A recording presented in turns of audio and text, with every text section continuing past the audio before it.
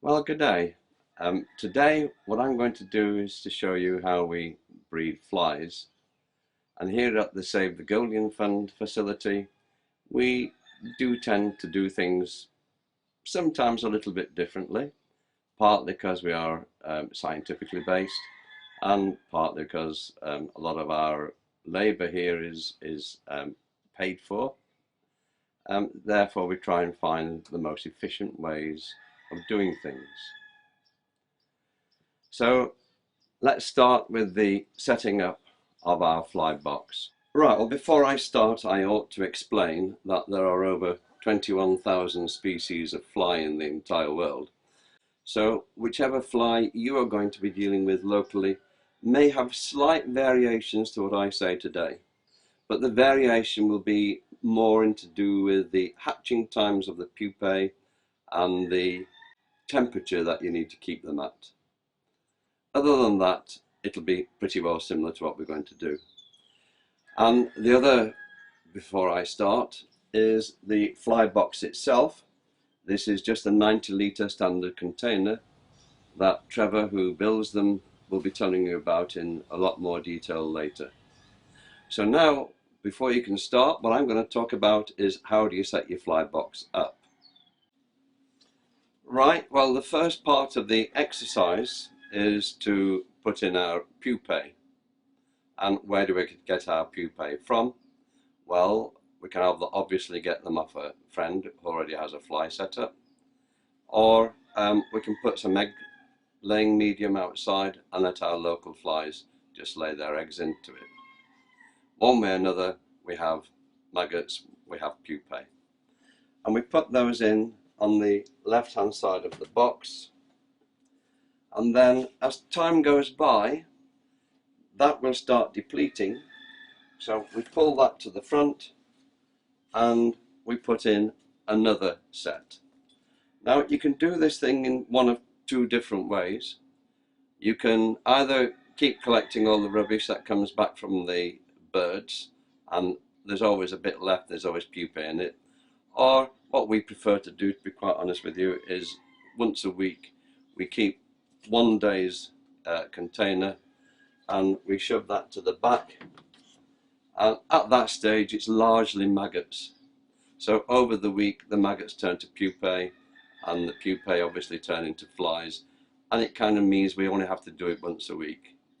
Whereas if you do it with the fly rubbish, with the bird rubbish I mean, as I call it, then you've got to do it every 3 days. Once the pupae medium that you put in starts depleting, you need to put in another box. And I've had this box at the front because that's how it sets up. You can see it's being well used, that's why it's dirty. But you bring the old one to the front, put the new one in to the back. The old stuff, what have we done with it? Just chucked it away. A good place to chuck it is into an aviary where there are birds, and they'll pick over it and thoroughly enjoy foraging. And so the next thing we want for them is water, and we just use these very large drinkers, the biggest we can get our little fingers on. And then we use cotton bud, I think is what they call, or cotton rolls, whatever they call these things. And we just stick that down into the drinker area. Make sure there's no bit poking over the sides, otherwise what happens is the water just wicks out and wets the bottom of the box and of course depletes. And the whole idea of that, of course, is to stop the flies from coming in and drowning themselves and getting up into the top of that. So once we've done that and obviously filled it with water, we then put that into the back over here. Alright, so the next thing we have to put in is sugar. Now, all we need is any kind of container will do. I use these ovals, and we use granulated sugar. A lot of people use cube sugar. They claim that it gives it better surface area. We've never bothered, and we find this perfectly okay. But there you have a choice. So we put in 2 of these because it's a fairly large box. and we put those in. And what I should have done in actual fact is put the water over here in this corner, and then these go underneath like this. It's just, you'll see why I lay the box out like this in a minute. So right now, the next piece I'm going to do what you might call slightly out of sequence, but what we're talking about now is how to set the actual box up. So this is the actual fly breeding process itself, and I'm going to work backwards. That one goes on the shelf, on the brackets, and that one arguably is 3 days old. The next one I put in was yesterday's. That goes at the back. And the one I put at the front is the new egg laying medium that we put in today. So that is the layout of that box. And you'll find that particular layout works very, very well, very, very easily, and is very simple if you need to hand over the job to somebody else whilst you're away on holiday or whatever the case may be. Alright, so now what we're going to do is to go through the breeding cycle proper. Well, obviously that starts off with the egg laying medium. And what we use here is a 500 ml jug, because we do all our measurements volumetrically, because that's the easiest way to do it. So we start off, we've just got 500 mils of pollard, 500 mils of chick crumbs. Now that's relatively unusual. Most people here in Australia at least use milk powder.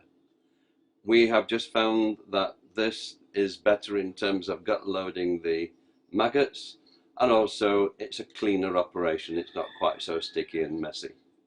Neither is it quite so smelly, funnily enough, either. And that might be an advantage if your wife gets anywhere near where you're breeding your maggots. And now all I need to do is to put 500 mils of water in. So the next thing we do is give it a little bit of a dry mix, just a bit of one, just to get the two ingredients together. Now we put 500 mils of pollard, 500 mils of chick crumbs, and now we want 500 mils of water. Just tip it in, give it a stir, and this time we want to make sure it is reasonably well stirred in. Now, as a matter of interest, I usually do this as soon as I walk into what we call our maggot kitchen. And the reason for that is that you can see now it's just a little bit lumpy, a little bit claggy. If you leave that for no more than 1 or 2 minutes, that becomes a nice friable mixture. But we ain't going to wait for that this morning. We're going to go right on with the process. Right, so the next stage obviously is to put our mix into the container, and this is what the flies are going to lay their eggs into. And just about half a container load is quite ample. And as you gather, here in Australia, so many of us use the green seed containers that the Lowe's sell to us. Right, well, we prepared our egg laying medium, and now we get to the exciting bit. This is the actual cycle that we physically go through to breed our maggots. Well, we'd put them in originally when we were setting up. So the first thing we do is take out the 3-day-old maggots. They're ready for feeding today. We move the one that was at the back onto the shelf. Now here's a bit of an aberration. We've got 100 mils of water, and what we do is put that into yesterday's maggots, and we move that to the back. And then now what we do is put in today's fresh egg laying mix at the front. Now what you've got there is the total sequence. Right, well, I don't know whether you really noticed when I put the water in on the day 2 maggots. We I'll just summarize it just to make sure you've got the point. We use 100 mils, and all I did was just tip it in on the top of those maggots, and if I hadn't done that, those maggots would have been too dry. Maggots which are too dry just don't grow, they don't develop. You don't want them too wet, because otherwise you drown them, and you don't want it too dry, because otherwise they just don't grow. Right, so these are the maggots which are now ready for feeding. We took them off the top shelf, and you can see them moving around there. And we have trays that we made just by cutting off the bottom of these containers. And if I pour these into that tray, you can see the maggots going in. And we feed these maggots to the birds in exactly the way you can see. All that happens now is that gets given to the birds. The fact that it's still in the fly medium may worry some people a little bit. I can only say we've been doing this for absolutely years. We've never had a problem. Some people will claim that there's a problem maybe with botulism. We have never had botulism. And there's not only me does it this way, there are a number of other people in Australia who actually breed using this method and feed using this method. All right, so we have set our fly box up. We have gone through the sequence of how to breed our flies, and now all we're talking about is other bits, if you like, that one needs to know. Well, first of all, we need to keep these flies at round about 30 degrees centigrade. So how do we do that? Well, in our case, we have an insect room which is heated, so it's a bit easier for us. But there are different ways of heating the box. One idea I picked up in Sydney only literally yesterday was they drilled 2 holes in the top, or cut 2 holes in the top, got some 30-watt bulbs which they put in those holes, wired up to a thermostat which they'd bought off the internet. And I think you were talking of something, I forget the actual figures they gave me, but I think it was something like $200 or so. And that was a nice simple way of setting it up. The other way that I have seen people heat their boxes is with the same heat pads that you use for snakes and lizards and frogs and that kind of thing, which sits underneath, and it comes, or the better ones if you like, the more upmarket ones, come with the thermostat which you just leave inside, and that will easily keep this box at 30 degrees centigrade. Right, well, the only other bit that we need to talk about is the number of flies you have in a box.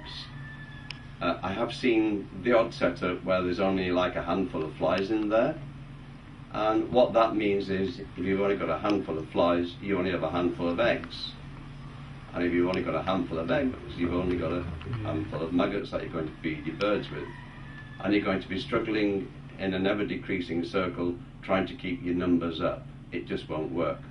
And also, it's a lot easier, I don't know why, breeding flies when there are a heck of a lot of them than when there's only a few. So you need your box to be absolutely teeming with flies. It needs to be almost levitating by the number of flies that there are in there.